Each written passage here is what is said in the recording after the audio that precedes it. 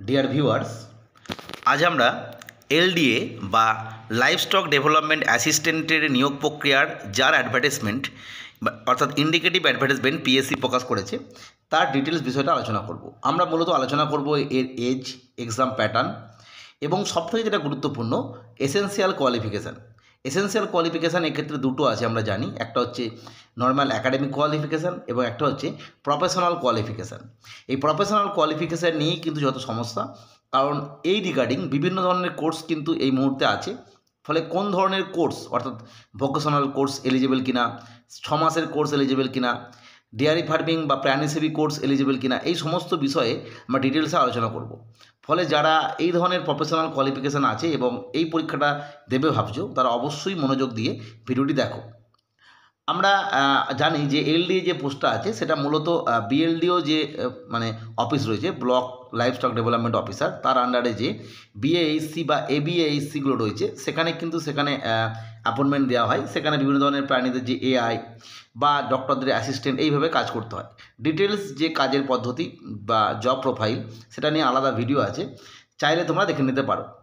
মূলত এলডিএ বা livestock development অ্যাসিস্ট্যান্টের নিয়োগ প্রক্রিয়ায় যে বিষয়টা গুরুত্বপূর্ণ সেটা হচ্ছে ability to read, right and speak in Bengali. অর্থাৎ এটা আমরা জানি যে পিএসসি যে কোনো পরীক্ষার ক্ষেত্রে বাংলায় বলতে, লিখতে এবং পড়তে জানতে হবে, এবং তারপরে কিন্তু বাকি যে সমস্ত কোয়ালিফিকেশানগুলো আছে সেগুলো দেওয়া হয়। আমরা দেখতে পাচ্ছি যে 19 সালে যে নোটিফিকেশানটা এসেছিলো সেখানে স্পষ্ট 200টা পদের একটা পরীক্ষা হয়েছিল, মানে 200টা ভ্যাকেন্সি ছিল, উল্লেখ করে দেওয়া হয়েছে। আশা করব রিসেন্ট 2024 সালের যে নোটিফিকেশান সেখানেও হয়তো এই ভ্যাকেন্সি উল্লেখ করা থাকবে। নেক্সট যেটা দেখব, স্যালারি নিয়ে আমরা ডিটেলসে আলাদা আলোচনা করব, কারণ এখানে আমরা দেখতে পাচ্ছি যে পিবি বা পে ব্যান্ড 2 এর মাইনে দেওয়া হবে, যার গ্রেড পে 2600। কিন্তু আমরা জানি বর্তমানে এই ধরনের যে স্যালারি স্ট্রাকচার সেটা বাতিল হয়ে রোপা 2019 এসেছে। সেই রোপা 2019 অনুযায়ী এই স্যালারিটা ঠিক কত হবে, একদম পারফেক্ট যে কারেক্ট ফিগার, সেটা আমরা অলরেডি একটা ভিডিওতে আলোচনা করেছি, সেটা তোমরা দেখে নিতে পারো। যাই হোক, নেক্সট এবার দেখবো কোয়ালিফিকেশান, যেটা নিয়ে সমস্যা।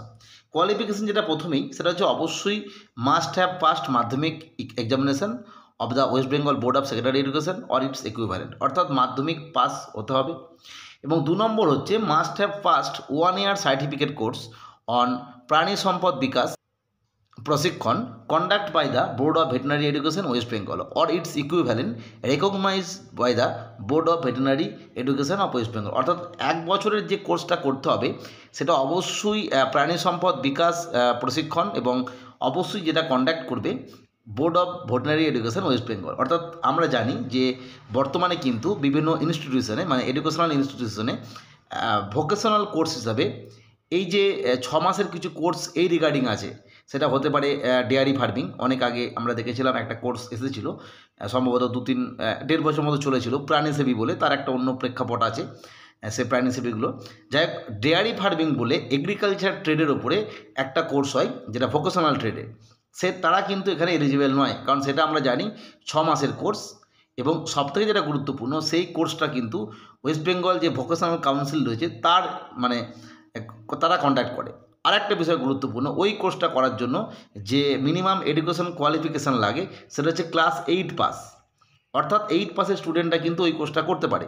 কিন্তু এখানে আমরা দেখতেই পাচ্ছি মাধ্যমিক স্ট্যান্ডার্ডের পরীক্ষা, এবং মাধ্যমিক স্ট্যান্ডার্ডের পরীক্ষায় পাস করলে তবেই কিন্তু ওই 1 ইয়ারের প্রাণী সম্পদ বিকাশ প্রশিক্ষণের যে কোর্স সেটা কিন্তু করা যায়। অর্থাৎ এই কোর্সটা করলেই তারা কিন্তু এলিজিবল। অর্থাৎ ভোকেশনাল কোর্সের যারা আছো, অর্থাৎ 6 মাসের, তারা কিন্তু এলিজিবল নয়। এই বিষয়টা বুঝে নিতে হবে। নেক্সট 3 নম্বর, must be physically fit and capable of hard working and cycling. অর্থাৎ সাইক্লিং করার যে যোগ্যতা সেটা থাকতে হবে, এবং হার্ডওয়ার্ক করার ক্ষমতাও থাকতে হবে। কারণ আমরা একটু আগেই বললাম এই যে কাজটা সেটা মূলত গ্রাম এলাকায়, রুরাল এলাকায় হবে।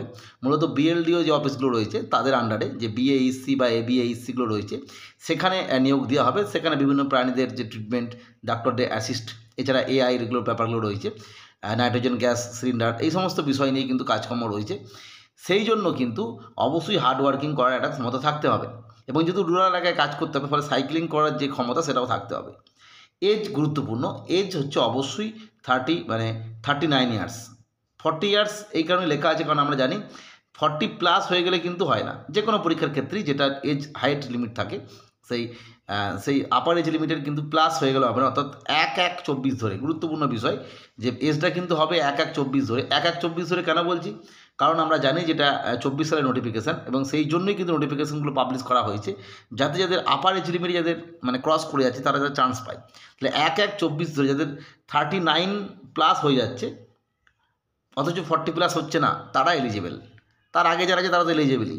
এছাড়া আমরা জানি যে রিজার্ভেশন পলিসি অনুযায়ী SC STদের ক্ষেত্রে যে ছাড়, OBCদের ক্ষেত্রে যে ছাড় 3 বছরের, এছাড়া PWBD ক্যান্ডিডেটসদের জন্য যে ছাড় আপ টু 45 ইয়ার্স, এবং SC STদের ক্ষেত্রে যে 5 ইয়ার্স, সেই ছাড়টা কিন্তু পাওয়া যাবে বয়সের ক্ষেত্রে। নেক্সট আমরা যেটা দেখব যে এক্সামিনেশন প্যাটার্ন প্রথমেই যেটা হবে স্ক্রিনিং টেস্ট MCQ টাইপের, এবং তারপরে কিন্তু ইন্টারভিউ। এরপরে কিন্তু ফাইনাল প্যানেল তৈরি হবে, অবশ্যই ডকুমেন্টস ভেরিফিকেশান এই সমস্ত করার পর। এই গেল মেন বিষয়। এছাড়া আমরা ডিটেলসে যারা এই ধরনের LDA পোস্টে কর্মরত রয়েছেন এমন কিছু মানুষজনের সঙ্গে কথা বলেছি। তারা বর্তমানে তাদের যে কাজ, সেই কাজগুলো ঠিকঠাক কী কাজ, ব্লক লেভেলে যে কাজগুলো হয় আর কি, একটু আগে আমি বললাম BASC বা ABASC এই সমস্ত সেন্টারের কাজ, কী কাজ করতে হয়, ট্রান্সফারের কেমন ব্যাপার আছে, বা প্রমোশনের ক্ষেত্রে ফার্মাসিস্ট এই সমস্ত বিষয়ে কী বিষয় রয়েছে, এই সমস্ত বিষয় নিয়ে কিন্তু ডিটেলসে একটা ভিডিও করেছি, সেটা তোমরা দেখে নিতে পারো, মানে যাদের এই কোয়ালিটিটা রয়েছে। এছাড়া এখানে একটা কোটা রয়েছে মেরিটোরিয়াস স্পোর্টসম্যান।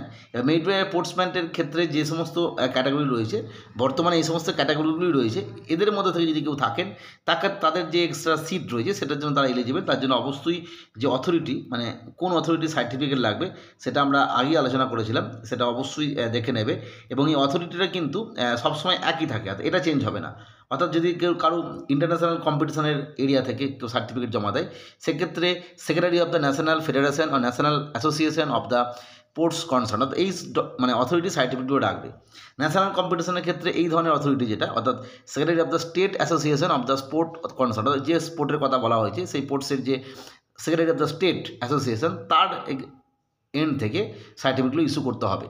এছাড়া ইন্টার ইউনিভার্সিটি যে টুর্নামেন্টগুলো হয় সেক্ষেত্রে অবশ্যই যে ডিন থাকবেন ইউনিভার্সিটি বা director of the sports of the other officers, এই ধরনের যে অথরিটি তাদের সার্টিফিকেট লাগবে। এছাড়া national sports games for cool education, অর্থাৎ কুল এডুকেশনের ক্ষেত্রে যদি ন্যাশনাল লেভেলে কেউ মিট করে, অর্থাৎ সামিট, সেখানে কিন্তু সেই স্পোর্টস মিটের ক্ষেত্রে তাদের যে director of the deputy director in overall charge of sports or games for the cools in the directorate of cool education West Bengal, সেই এন্ড থেকে কিন্তু সার্টিফিকেটগুলো লাগবে।